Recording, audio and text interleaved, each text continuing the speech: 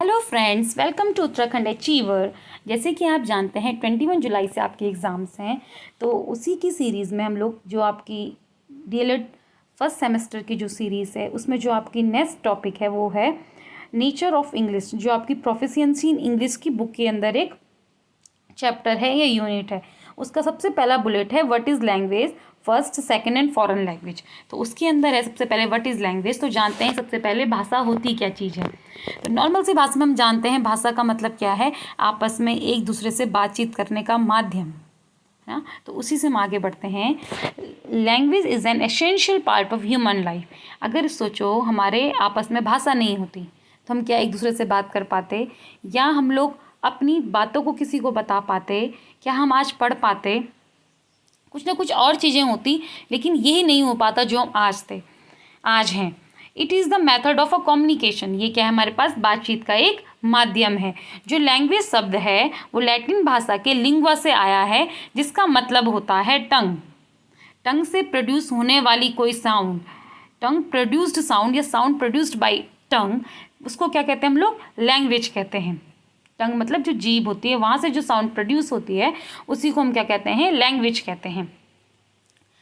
Language is an arbitrary vocal symbols by means which a social group operates, communicates, express their emotion, feelings and desire।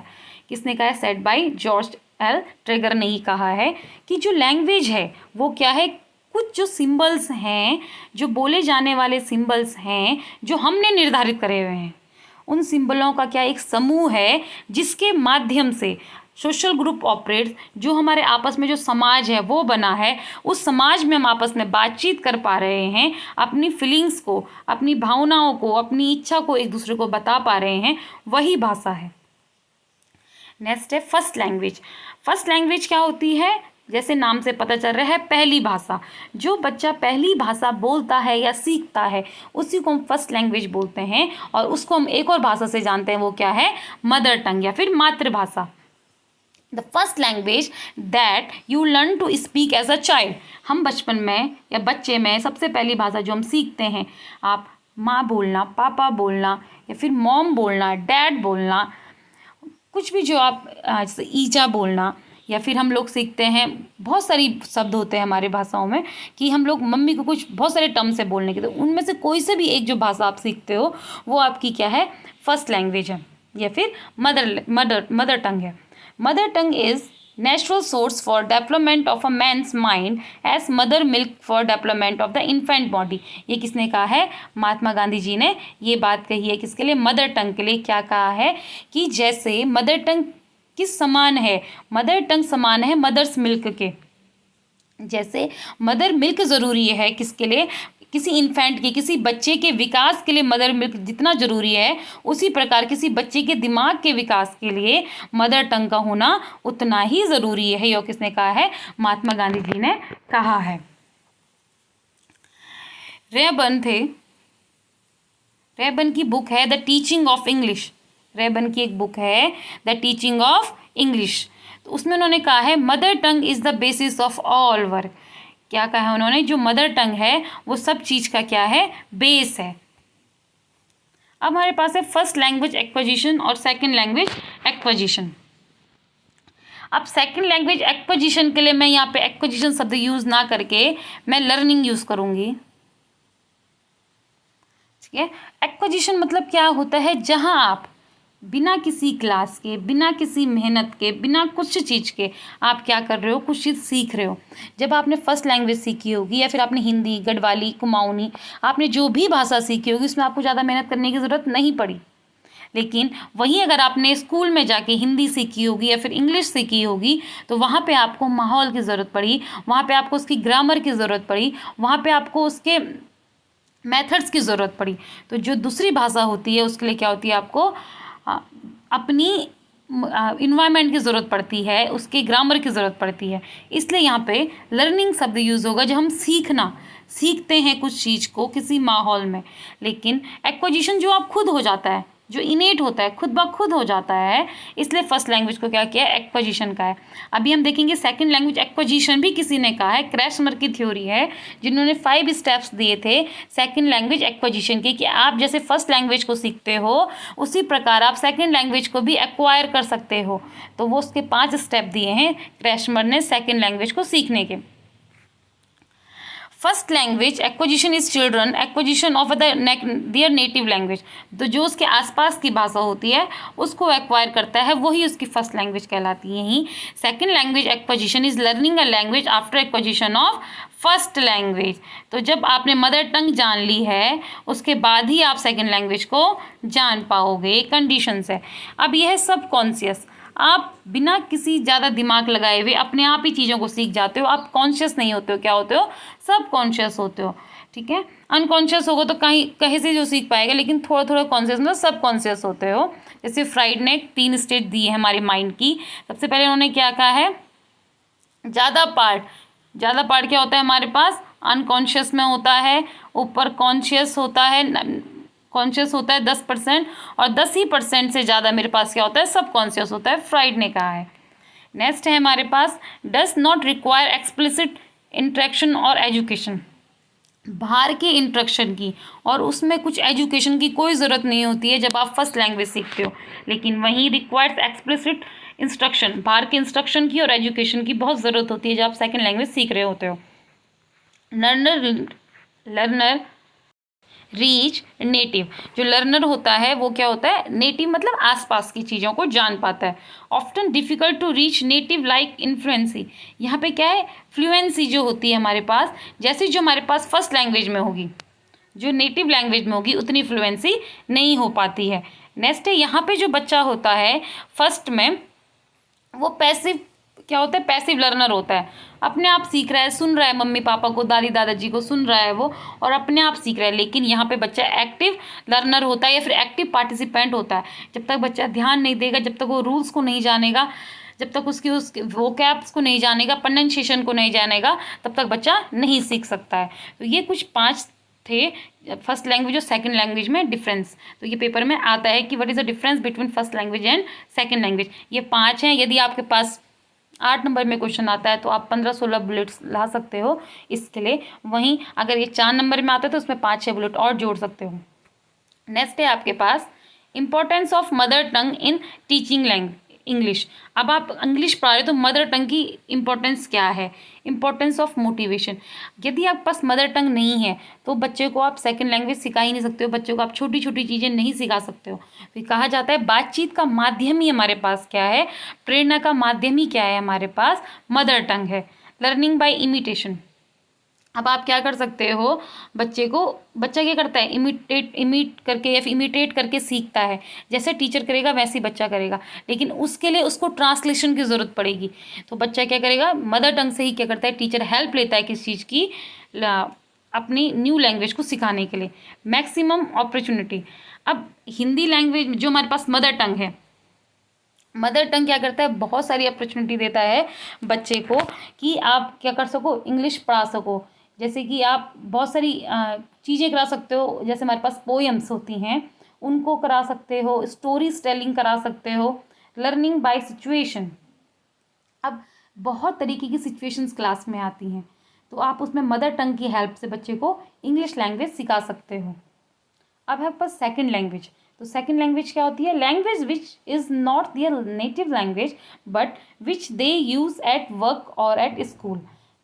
जो पहली language के अलावा जो हमारे पास दूसरी लैंग्वेज होती है वो क्या होती है, जैसे आप जो स्कूल में यूज़ करते हो, स्कूल में जैसे इंग्लिश यूज़ कर दी या फिर कोई हिंदी का स्कूल होगा हिंदी यूज़ कर दी, तो ये क्या है आपके पास सेकेंड लैंग्वेज है, जो उसकी नेटिव लैंग्वेज नहीं है, मतलब जो उसकी समाज में ज़्यादातर बोलचाल की भाषा में नहीं है। अगर हम गाँव के स्कूल में बात करें तो वहाँ पे हमारे पास गढ़वाली या कुमाऊनी बोलचाल की भाषा है, तो वो उसकी मातृभाषा हो जाएगी या फिर फर्स्ट लैंग्वेज हो जाएगी गढ़वाली या कुमाऊनी। जो उसकी सेकंड लैंग्वेज हो जाएगी वो हो जाएगी हिंदी, जहाँ पे उसको थोड़ा सा डिफ़िकल्ट हो रहा है बोलने में।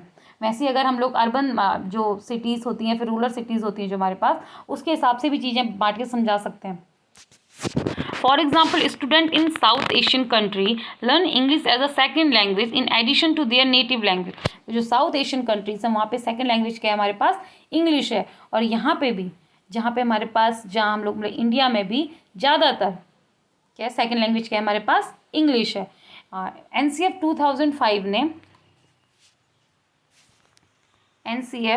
2005 ने इंग्लिश को ग्लोबल लैंग्वेज माना है। वहीं 1963 ऑफिशियल लैंग्वेज एक्ट जो हमारे पास आया था, उसने भी इंग्लिश को ही कॉन्टिन्यूस करने के लिए कहा था एज अ, जो हमारी कैसी है, जो हमारी ऑफिशियल लैंग्वेज है, उसमें जो हमारी ऑफिस में यूज़ होने वाली लैंग्वेज है, उसमें इंग्लिश को भी क्या किया था, कॉन्टिन्यूटी लाने की बात की थी। The process of learning a second language takes a lots of effort. बहुत सारी मेहनत की ज़रूरत होती है जब आप क्या करते हो, सेकेंड लैंग्वेज पढ़ते हो।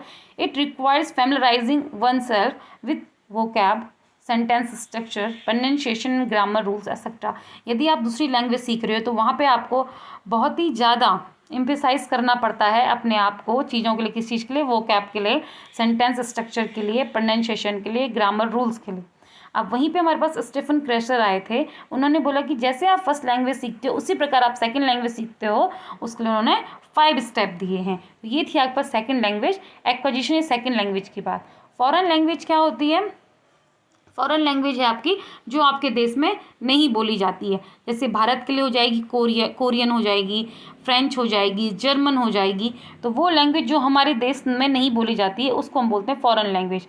The language which is used by the people of other country और सोसाइटी, मतलब हमारे यहाँ के लोग नहीं बोल रहे होंगे इंग्लिश को, नहीं बोल सकते फॉरेन लैंग्वेज, क्योंकि हमारे यहाँ पे बहुत सारी सोसाइटी, या फिर अब साउथ में चल जाएंगे तो वहाँ पे इंग्लिश ही सबसे पहली लैंग्वेज वो बोल पाते हैं।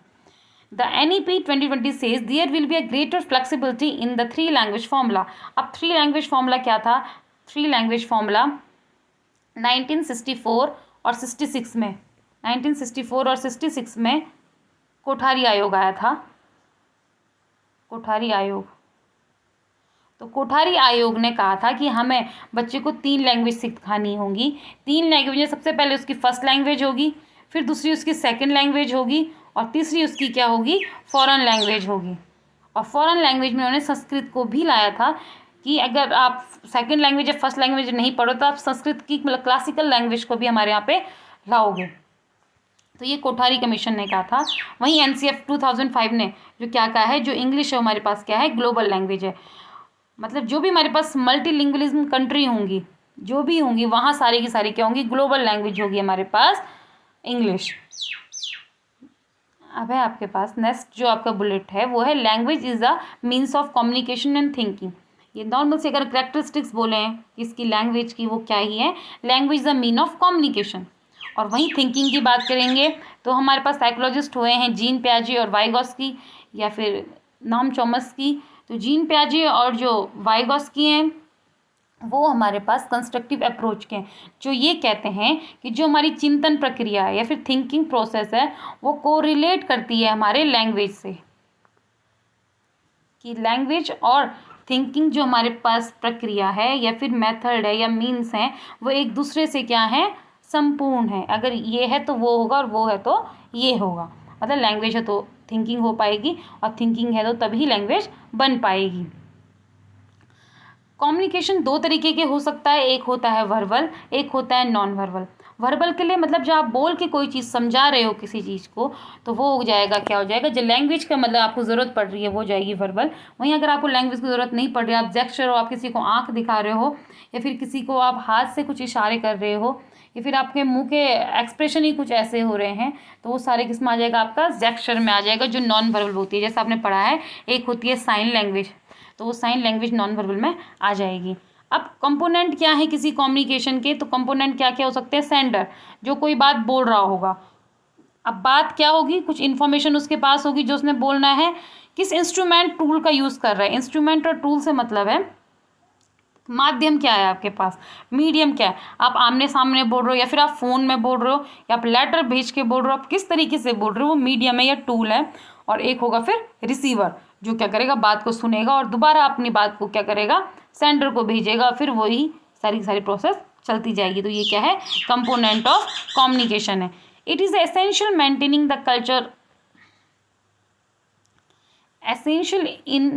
The culture of a society. यदि अगर लैंग्वेज नहीं होती तो हमारा जो कल्चर है, जो संस्कृति है, हमारी सोसाइटी है, वो शायद में नहीं बन पाती।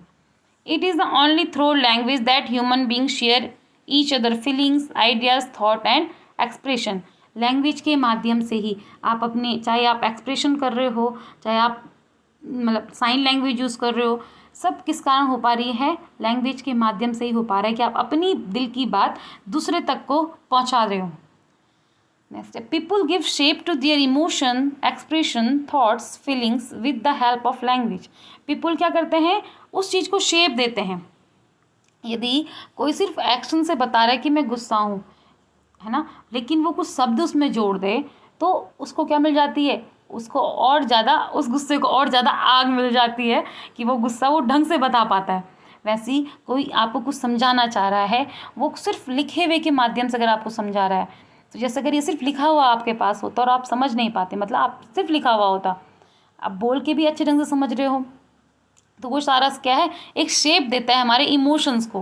कौन? लैंग्वेज शेप देती है। अब इसे रिटर्न फॉर्म वाला तो ये भी लैंग्वेज के कारण ही हो पा रहा है, पर अगर आपको और अच्छे से समझ में आना है तो उस चीज़ के लिए बात हो रही है। Society depends upon the wise communication of people through language. Society पूरी की पूरी डिपेंड होती है आप किस तरीके से बोलते हो, आपका स्टैंड क्या है किसी सोसाइटी में, ये आपकी भाषा निर्धारित करती है। अगर आप बहुत पोलाइटली बोलते हो तो शायद मैं आपके साथ सारे जो आपके रिश्ते होंगे सोसाइटी में वो बहुत पोलाइटली ही बिहेव करेंगे, लेकिन अगर आप रूड होंगे तो शायद मैं आपसे कोई बात करना ना चाहे। ये सब बेस होता है आपके लैंग्वेज पे। और यदि हम आपको, जैसे हम हिंदी बोलने वाले लोग हैं, हमको कहीं बाहर ऐसी कंट्री में भेज, जैसे स्पेन में भेज दिया या फिर चाइना में भेज दिया जहाँ हिंदी बिल्कुल नहीं बोली जाती है, तो जो हमारे लिए कैसा माहौल होगा वो ही हमारे को वहाँ से हमें पता चलेगा कि लैंग्वेज कितनी इंपॉर्टेंट होती है। अगर हमको कम्युनिकेशन के बारे में जाना है तो सबसे पहले क्या, language as a tool to interact with other. तो लैंग्वेज क्या है? एक टूल है, मतलब एक क्या है, ये हमारे पास माध्यम है एक दूसरे से इंटरेक्ट होने का। कम्युनिकेशन इसमें आएगा, कम्युनिकेशन ऑफ इंफॉर्मेशन, मतलब लैंग्वेज क्या है? कम्युनिकेशन का माध्यम है, उसमें हम बता पाते हैं कि कम्युनिकेट कर पाते हैं हम अपनी, जो हमारे पास इंफॉर्मेशन है, सूचना है, वो एक दूसरे को बता पाते हैं। एक्सप्रेशन ऑफ फीलिंग्स, जो हमको फील हो रहा है उसको हम एक्सप्रेस कर पाते हैं। फॉर्मेशन ऑफ अ सोसाइटी, यदि भाषा नहीं होगी, जैसे हमारी सोसाइटी बनी है, गढ़वाली बोलने वाले लोग एक हैं, वहीं हमारे पास कुमाऊनी बोलने वाले एक हैं, कन्नड़ बोलने वाले एक हैं, तो सोसाइटी जो बनी है वो किस चीज़ के लिए बनी है? हम लोगों के भाषा के माध्यम से बनी है। अपकीपमेंट ऑफ कल्चर, मतलब आप अपने कल्चर को अपनी जनरेशन से दूसरी जनरेशन तक भेज रहे हो, वो भी लैंग्वेज के माध्यम से हो रहा है। आप अपनी जनरेशन की कहानियाँ, जैसे जीतू बग्वाल की कहानी हमने बताई है, वही हमारे पास राजा महाराजाओं की कहानी हमने अपने बच्चे से दूसरे के बच्चे को, दूसरे मतलब आगे आगे जनरेशन में क्या कर रहे हैं, उसको फर्दरली क्या कर रहे हैं, पहुँचा रहे हैं with the help of language. Advancement of a society, यदि हम लोगों के पास लैंग्वेज है तभी हम अपनी सोसाइटी को आगे बढ़ा पा रहे हैं। जैसे कि कुछ प्रथाएं हमारे यहाँ पे ख़राब थी, लेकिन लैंग्वेज के माध्यम से जब हमारे पास ब्रिटिश आए, उनकी लैंग्वेज को हमने जाना, उनके कल्चर को हमने जाना, उनकी जब हमने भाषा जानी, भाषा से हमने उनके लिटरेचर को जान पाए, उसी कारण हमारी क्या हो गई है, हमारी सोसाइटी का एडवांसमेंट हो गया है और जो बुरी चीज़ें थी वो हमारे सोसाइटी से हट चुकी हैं। Transmission of language, transmission of knowledge, तो जो नॉलेज हमारे पास है हम दूसरे को दे पा रहे हैं और दूसरे का नॉलेज अपने पास ले पा रहे हैं, वो किससे हुआ है? हमारे पास लैंग्वेज के माध्यम से ही हुआ है। Language reflects a person level of education, और सभी कहते हैं उसकी, जिसकी भाषा से ही आप किसी की एजुकेशन के बारे में, उसके नेचर के बारे में, उसके बिहेवियर के बारे में, उसकी पर्सनैलिटी के बारे में आप लगा सकते हो कि वो इंसान कैसा है। तो language reflects a person level of education, कि वो कितना पढ़ा लिखा होगा, कैसा पढ़ा लिखा हुआ होगा। तो ये किसके बारे में था हमारे पास? Language as a communication. अब थिंकिंग के लिए देखेंगे, वाइगोस्की और जीन पियाजे से रिलेट हमने थोड़ा सा किया था पहले। अब हम देखेंगे thinking is not possible without language, बिना किसके? बिना भाषा के आप चिंतन नहीं कर सकते। जैसे मैं कहती हूँ हाथी के बारे में मत सोचना, लेकिन अब आपने सुना हाथी, तो आपके बचपन से वो स्कीमा में है कि अगर हाथी का नाम आएगा तो आपके दिमाग में वो चीज़ें क्या होगी, हाथी जैसी कुछ शेप आपके दिमाग में बन जाएगी। जैसे अगर मैं बोलूँगी कि इंग्लिश के बारे में मत सोचना, इंग्लिश की बुक के बारे में मत सोचना, तो वो सारा का सारा क्या है, फीड हो रखा है, विजुअलाइज हो रखा है हमारे दिमाग में। Thinking involves visualising and emotion produce pattern of thinking and language only express the visualisation. तो हमने हर चीज़ क्या करते हैं, अपने जो फीलिंग्स है, अपनी इमोशंस है, वो क्या कर रखे हमने विजुअलाइज कर रखी है किसी एक पैटर्न में, या फिर स्कीमा के थ्रू हमने वो बांध रखा है अपने दिमाग में। तो ये था आपके पास थिंकिंग में कैसे लैंग्वेज वर्क करती है। जो आपका नेक्स्ट बुलेट है, जो तीसरा बुलेट है, वो है कम्युनिकेटिव लैंग्वेज टीचिंग, जिसको कहते हैं हम CLT, जिसको दिया किसने है, डेलहाइम्स ने, या फिर इसको अप्रोच बोल सकते हैं किसकी, इंग्लिश टीचिंग की, approach of English teaching, communicative approach of English teaching given by Dell Hymes. तो नॉर्मल डेलहाइम्स में इसको दिया था, इससे पहले हम लिंग्विस्टिक अप्रोच यूज़ करते थे ज़्यादातर, ठीक है। तो कम्युनिकेटिव अप्रोच होती क्या है हमारे पास, हम बच्चे के ग्रामर वगैरह पे कोई ध्यान नहीं देते हैं, हम सिर्फ बच्चे को ये चाहते हैं कि बच्चा अपनी भाषा को, मतलब अपनी जो फीलिंग्स हैं, अपनी इमोशंस है, अपनी इन्फॉर्मेशन है, उसको सिर्फ कह पाए, चाहे टूटी फूटी इंग्लिश में बोले, पर बोले, और इतनी इंग्लिश बोल ले कि सामने वाला उसको समझ सके। तो ये हमारे पास कम्युनिकेटिव अप्रोच होती है बच्चे को इंग्लिश सिखाने के लिए। इसमें हमारे पास 4, स्पेशली जो हमारे पास क्या होता है कम्युनिकेटिव अप्रोच है, वो कम्युनिकेटिव कॉम्पिटेंसी पे काम करता है कि आप बोल पाओ, लिंग्विस्टिक आप बोल पाओ, सोशल लिंग्विस्टिक आप सोशली इंटरेक्ट हो पाओ, स्ट्रेटेजिक आप यहाँ पे क्या करते हो, स्ट्रेटेजिक कैसे होता है कि कुछ ब्रेक डाउन्स करके आप चीज़ों को बोल पाओ, डिस्कोर्स जो आप बोल रहे हो, जो आप समझ रहे हो, आप उसको लिख पा रहे हो कि नहीं लिख पा रहे हो, इस पे ज़्यादा फोकस होता है हमारे पास कम्युनिकेटिव कॉम्पिटेंसी में। अब हमारे पास है ये क्या चीज़ है, CLT है क्या चीज़, CLT हमारे पास के communicative teaching, communicative language teaching. अब ये नहीं बोलेंगे हम सिर्फ इंग्लिश, अभी हम बात कर रहे हैं इंग्लिश की, इसलिए हम लोग इंग्लिश कह रहे हैं। कहीं जगह अगर हिंदी पढ़ा रहे हैं तो आप सिर्फ हिंदी में बात करेंगे, वैसे अगर हम अभी इंग्लिश की बात करें तो सिर्फ इंग्लिश में ही हम बात करेंगे। इसको बोलते हैं हम लोग communicative language teaching. Latest and best method of teaching English, सबसे अच्छा तरीका है और नया तरीका है इंग्लिश को सिखाने का। Focus on teaching language through communication, किस तरीके से, किस चीज़ पे फोकस कर रहा है ये, सिर्फ बात करने के ज़रिए से आप क्या कर सकते हो, किसी बच्चे को इंग्लिश सिखा सकते हो। CLT method primary focus on the interaction during a classroom based foreign language class और रिमोट लैंग्वेज लर्निंग सेशन। ये किस पे बेस्ड करता है ज़्यादातर हमारे पास, इंट्रैक्शन पे। किस पे बेस करता है, इंट्रैक्शन पे। जब आप कोई फॉरेन लैंग्वेज सिखा रहे हो, यहाँ पे हम फॉरेन लैंग्वेज ना बोल के कुछ इंग्लिश लैंग्वेज जब आप सिखा रहे हो तो आप किस पे बेस करोगे, इंट्रैक्शन पे बेस होगी, यहाँ पे क्या होगा, कम्युनिकेशन पे बेस्ड होगी, वो क्या होगी, CLT। अब हमारे पास मेन ऑब्जेक्टिव है क्या CLT का, CLT का मेन ऑब्जेक्टिव हमारे पास है इन्हांस लर्नर कम्युनिकेटिव कॉम्पिटेंसी इन वर्बल और नॉन वर्बल इंट्रैक्शन।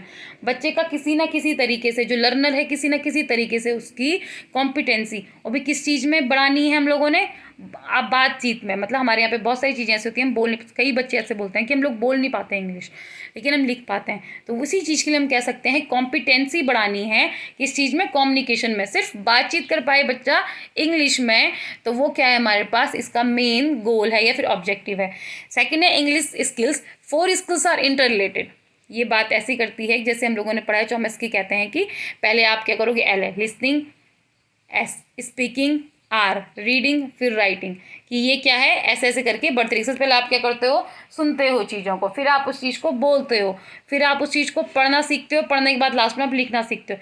लेकिन CLT कहता है कि ये सब के सब क्या है, आपके पास इंटर रिलेटेड है, आपस में मिले जुड़े हैं, ठीक है।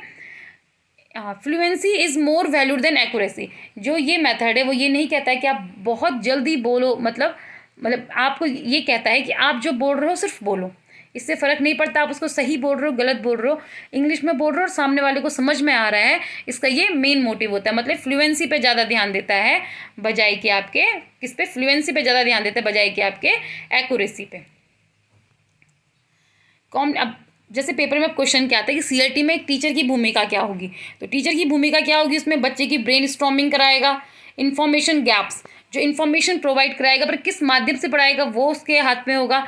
बच्चों को आप रोल प्ले करा सकते हो किसी चीज़ पे कि आप ये बन जाओ, मतलब आप आज से इंग्लिश टीचर हो, आप ये बनो, ठीक है, आप आज से शेक्सपियर हो, आप ऐसा बनो। तो ये सारे किस पे आएगा हमारे पास, communicative activities, think pair share, मतलब आप दो के पेयर बनाते हो, उससे फीलिंग शेयर कराते हो। मतलब आपस में जो हम बात करवाते हैं कि आप इंग्लिश में बात करो, 2 बच्चे कि आप फ़ोन कॉल में बात कर रहे हो, ऐसे करके कुछ इंटरव्यूज़ करवा सकते हो, प्रॉब्लम सॉल्विंग टास्क करा सकते हो, ग्रुप डिस्कशन करा सकते हो, गेम्स कॉम्पिटिशन एक्सेट्रा, ये आप अपनी क्लास में करवा सकते हो। अब किसी भी लैंग्वेज को अपनी हैबिट बनाना, उसके लिए हमारे पास 5 चीज़ें बहुत ज़रूरी हैं, और ये 5 चीज़ें आपको आपने अगर भाषा पढ़ी होगी तो भाषा में भी देखी होगी। और ये जब आपने मेन चीज़ जब आपने पावलोव पढ़ा होगा, बिहेवियरिज्म पढ़ा होगा, मतलब व्यवहारवाद पढ़ा होगा, वहाँ पे भी चीज़ देखी होगी। सबसे रिकॉग्नाइजेशन, बच्चा भाषा को देखता है, सुनता है, समझता है, उसके बाद उस चीज़ को क्या करता है, वो इमिटेट, उसका अनुकरण करता है। जैसे उसने देखा उसको फिर वैसे ही करेगा। अब जो करेगा उसमें रिपीटिशन होगा। जैसे कि उसने बोला, उसकी मम्मी ने कहा बाहर बारिश हो रही है, वो बोलता हाँ बाहर बारिश हो रही है, ठीक है, मतलब देखेगा वो, उसको बोलेगा हाँ बारिश हो रही है। अब जब कभी भी बाहर बारिश होगी तो देखेगा हाँ बाहर बारिश हो रही है, वो कहेगा। अब वेरिएशन, उस बात में क्या करेगा, कुछ बदलाव रखेगा। देखिएगा बहुत सारी कंडीशंस हैं जहाँ पे बारिश को अभी ऊपर से झरना आ रहा होगा तो उसको बारिश नहीं कह सकता है, तो वेरिएशंस देखेगा। और आखिरी में सिलेक्शन कहते हैं, जो उसमें फिर सिलेक्शन करेगा अपने थॉट्स में और अपने चीज़ों में। तो ये था हमारे पास 5 स्टेप किसी लैंग्वेज को हैबिट में बनाने के। तो ये तरीका ये दिया किसने, ये बिहेवियरिज्म, जो हमारे पास साइंटिस्ट बिहेवियरिज्म के आए हैं, व्यवहारवाद के आए हैं, उन्होंने इसके बारे में बताया है। जिसको जो नॉम चॉम्स्की थे उन्होंने भी इसी बात पे बल दिया है कि बच्चा बोलता कैसे है ज़्यादातर, ठीक है। तो ये था आपके पास इंग्लिश के नेचर ऑफ लैंग्वेज के बारे में। Thanks for watching.